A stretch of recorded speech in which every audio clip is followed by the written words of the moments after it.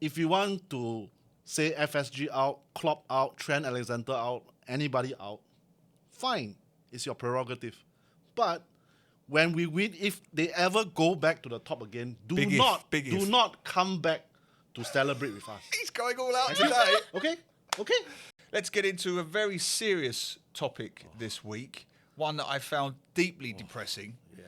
I can't believe this one. Iker Casillas, Carlos Puyol, 2 World Cup winners, 2 legends of the game, La Liga legends with Real Madrid and Barcelona, respectively.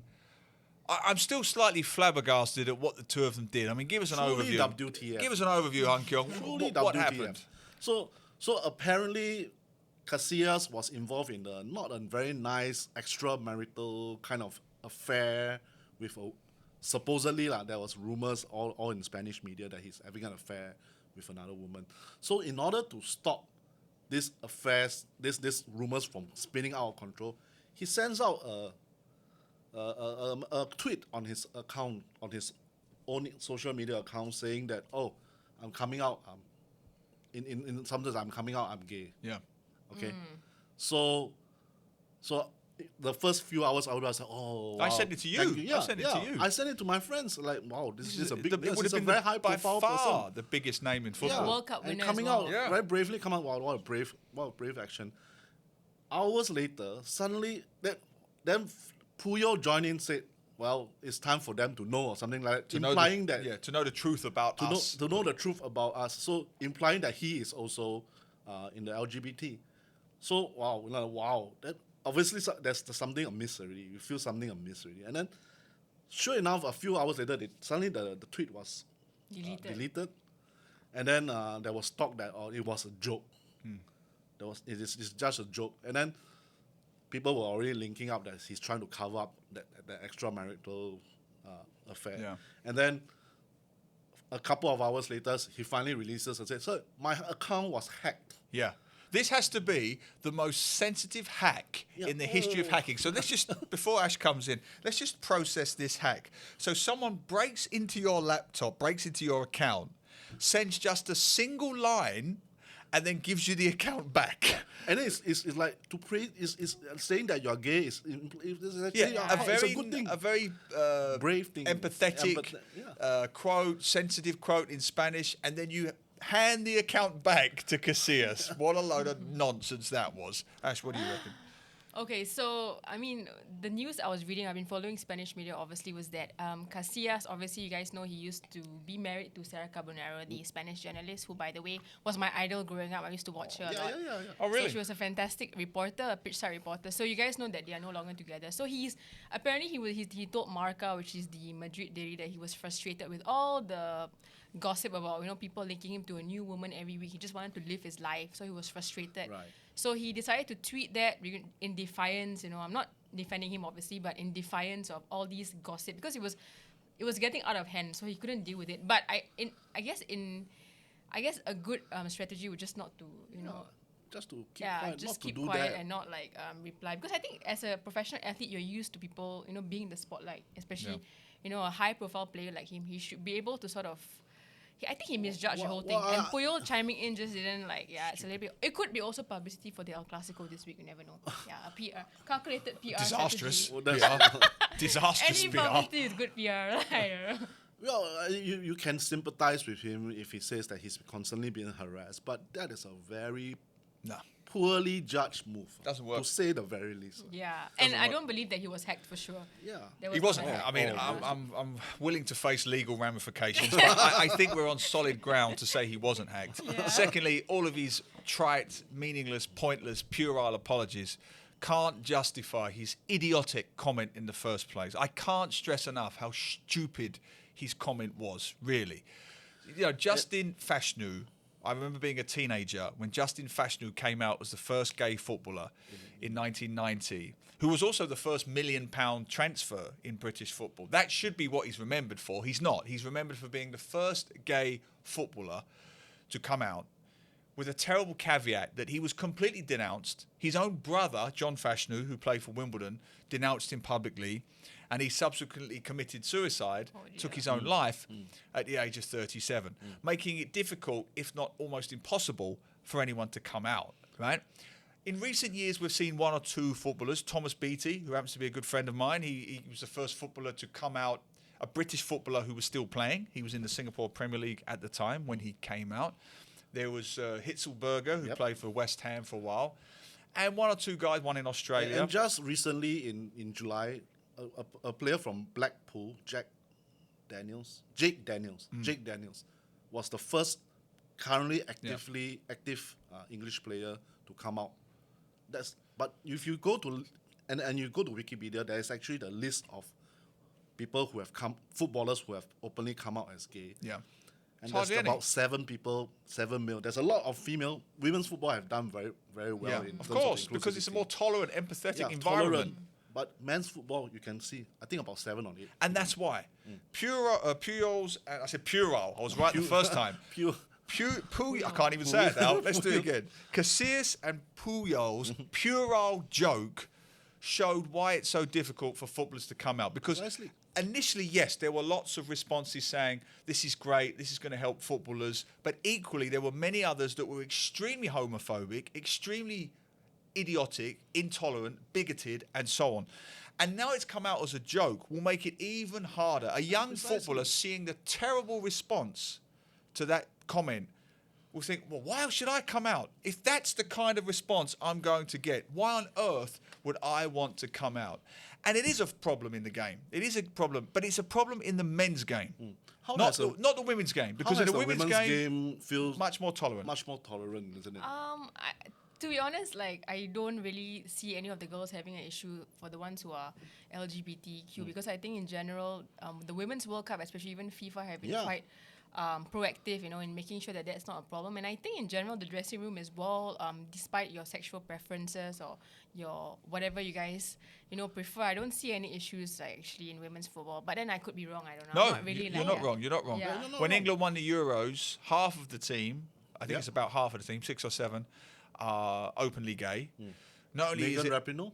Correct. Not only is it a non-issue with the England Lionesses, they are championed across the UK. They just played the US recently. They got 90,000 fans, families, watching and cheering of all ages, races, genders, sexualities, and so on, watching them win, by the way. They beat the US, world champs.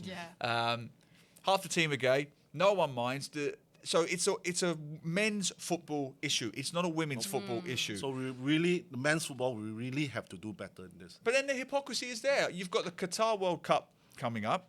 Well. And the English Football Association put in a request to FIFA to wear the rainbow armbands, correct, in support, solidarity with the LGBTQ community. And FIFA still hasn't replied to their response. They say they're going to be fined, but the English football said, we'll take the fine. Because in theory, it's a political protest. Yeah. So FIFA still haven't approved that. So there's still a long, long way to go. Do better, that one. Do better, yes. I just thought it was an absolutely stupid thing that they did, making it harder for people to come out. Absolutely. But anyway, let us know what you think. Send your comments, tolerant, empathetic comments, please, to the usual places. All right, moving on to the big one this week. Liverpool. Neil, Manchester United, 6 or 7. No, that's going to be my prediction for the week. Right, Liverpool are playing Manchester City. I actually think this will be a season-defining game. I know we get caught up in hyperbole every week, but I think this is going to be a season-defining game. If Liverpool lose this, it's over. He doesn't even want to talk. And I think if Liverpool lose this, forget top 4. I really believe that for Liverpool. I just don't think there's enough there. And if Manchester City win comfortably, despite Arsenal's success, early efforts, I just think people will start believing one horse race. Although I would say, here we go. FC Copenhagen has gave us a bit of hope. That was a non-game. That was a non-game. Haaland didn't play, I think. A dead rubber. So it was 0-0. They held them to 0-0. I can only imagine how Haaland is going to terrorize the Liverpool defense this week. You guys are lucky that TAA isn't playing for this game. We have Matip out. We have Diaz out. Trent Alexander out. Who else is out? Everybody's out. And obviously we are in a bad. Liverpool are really in a bad shape right now. So I mean, as a fan, I'm really not looking forward to that match. Although I would also hope that, please, you are former champions. Have some fight. Be defiant.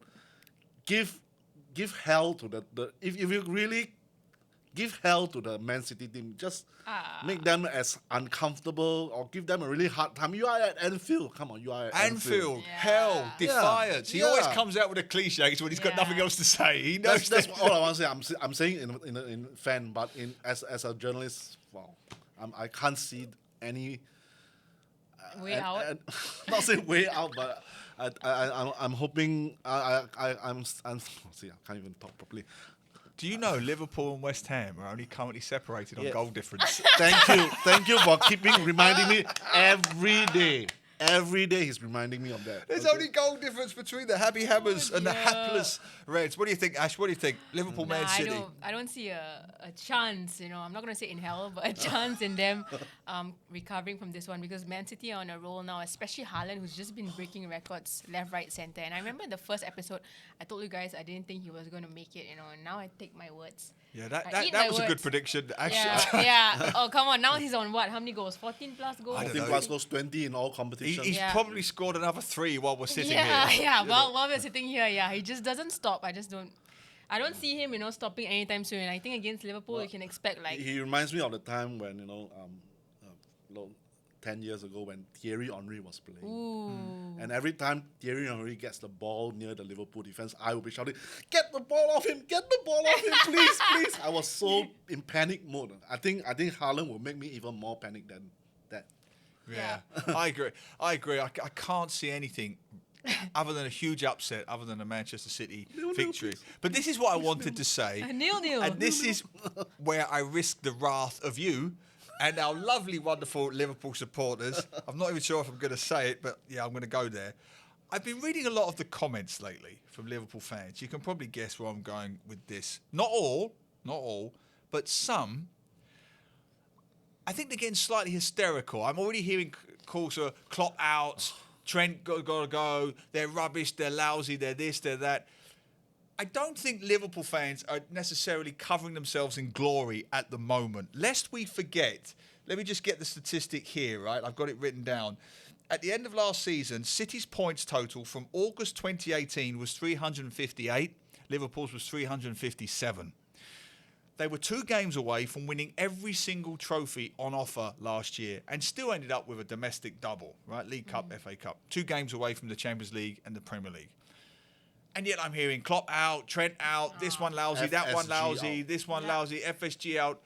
Guys, get some perspective, for heaven's sake. You are operating on a budget that's one fraction of Manchester City, one fraction of Manchester United. Even Gary Neville, who loathes Liverpool with a passion, he acknowledges that what Klopp has done at Liverpool is greater than what Guardiola has done at City because of the difference in resources. And I'm already hearing Klopp out, FSG out, Liverpool out, this out, that one out, this one out. Liverpool fans, please get some perspective.